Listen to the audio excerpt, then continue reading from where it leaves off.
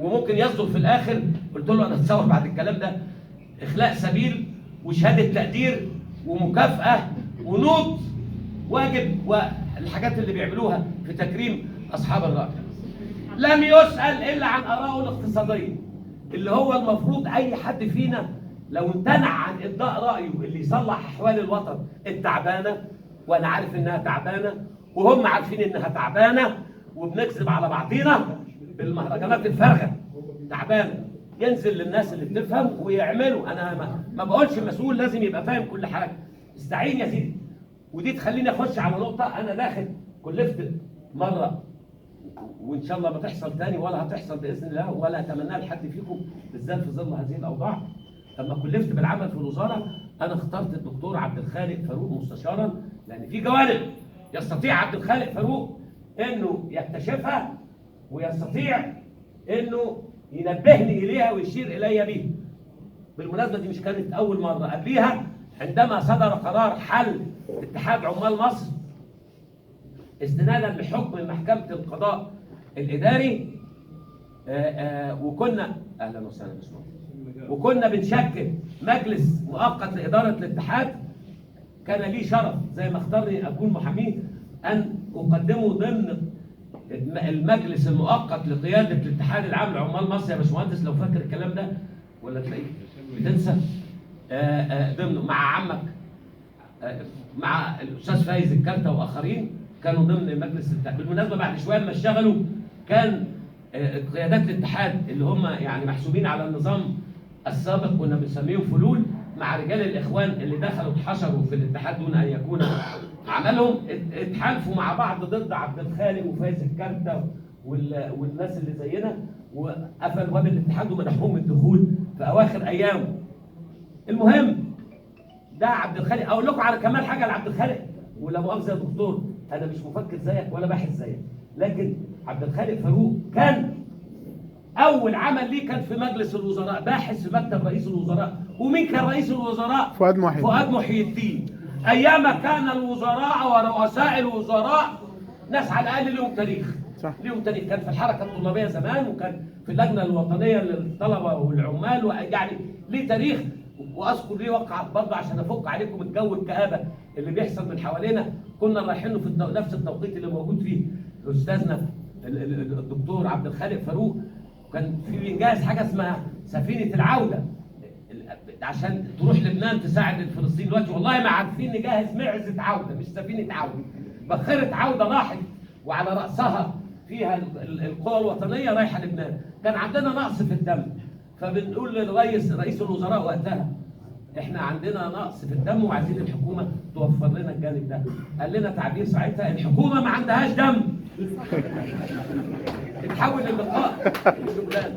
طب والله العظيم ثلاثه اهو ماتوا كنت معارض ليه. والله العظيم يا فؤاد يا محي الدين كان الحكومه عندها دم ساعتها او بعض الدم. دلوقتي بيع ايدك والارض. طيب ده حاجات من المرهونه لعبد الخالق فاروق، باحث خريج حديث في مجلس الوزراء، باحث يعد الدراسات لرئيس الوزراء. طب تخيلوا لو استمر المنوال دوت ساعتها حتى ايام الاستبداد الوسطي الجميل، لو استمر اوضاع هذا الاستبداد الوسطي الجميل مستمرا حتى الان، كان يبقى فين مكانه عبد الخالق فاروق؟ تصوروا تخيلوا معي.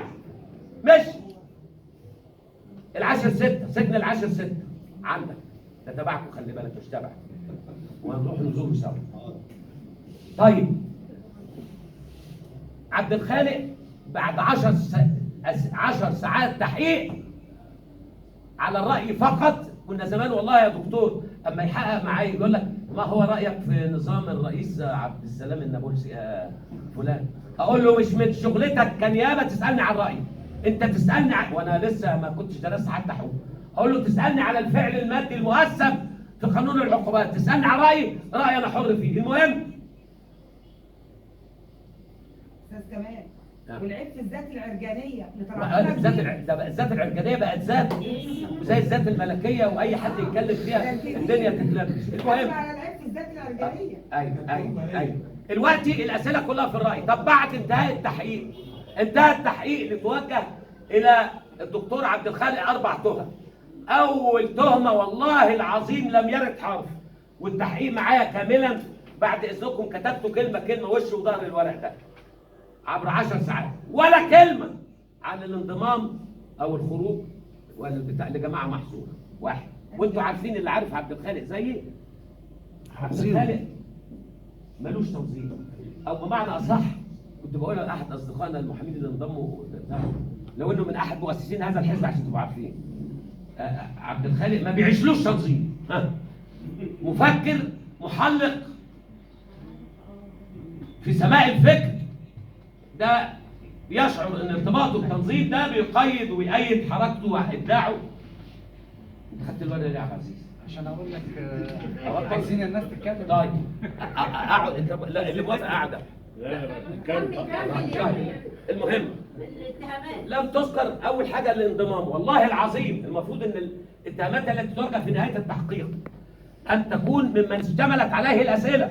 كل الاسئله الراجل قاعد اقسم بالله انا ظننته بينقل رساله للمسؤولين ازاي تتحل ازمه البلد الاقتصاديه، وما حصلش الكلام عن الانضمام ولا غيره. طب الاتهام الثاني التمويل، قلت له ده اشتغل معايا في الحكومه اللي هي مال عام ومال سايب، لم يتقاضى مليم عن شغله في الحكومه، لم يتقاضى مليم.